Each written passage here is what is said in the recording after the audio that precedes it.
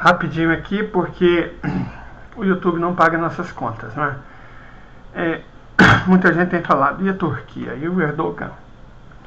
Gente, entenda o seguinte, a Turquia defende os interesses da Turquia. Ela não tem por que defender os interesses da Rússia, nem os interesses do Ocidente, certo? O Erdogan é um líder turco que vai defender os interesses dos turcos. Ele é um animal político, sobrevivente, sabe que está no poder hoje e não avala, graças à Rússia, que alertou de um golpe de Estado orquestrado pelos Estados Unidos e pelos países da OTAN. Então, certamente ele é grato, mas não é escravo, certo?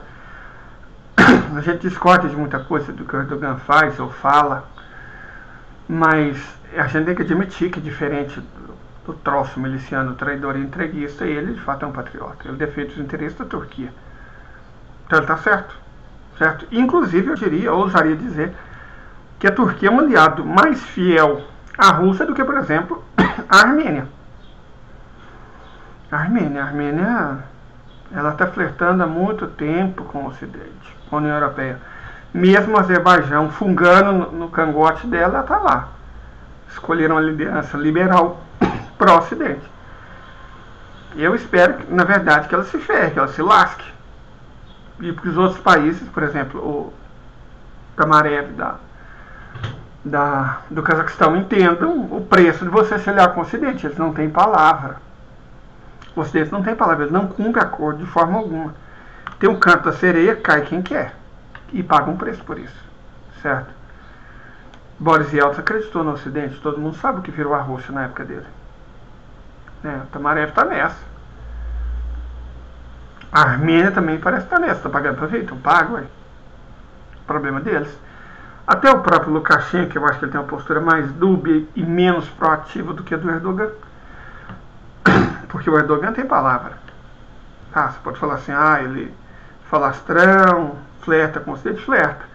Mas ele deixou os navios russos de guerra passar pelo Estreito de Bósforo e entrar no Mar Negro. E não deixou os da OTAN. Certo?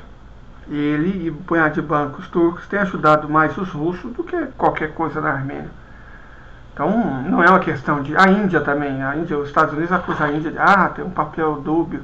Mas é lógico que a Índia vai ter um papel dúbio. Por que a Índia defenderia os interesses dos Estados Unidos? A Índia tem que defender os interesses da Índia, do povo indiano. Se nós tivéssemos um governo minimamente patriota, faria a mesma coisa, em vez de defender interesse banqueiro, de americano, norueguês.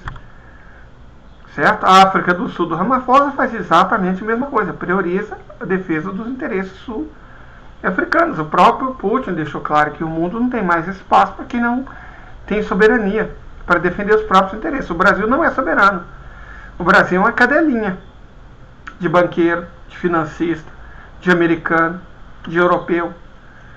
Eu nem sei se nós temos governo de verdade, nós temos uma quadrilha que faz escândalo e se mantém no poder desde a eleição. É isso que a gente tem, já não tem.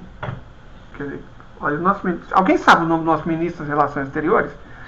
Sabe o nome do outro, porque ele era uma sumidade em termos de vergonha e decepção.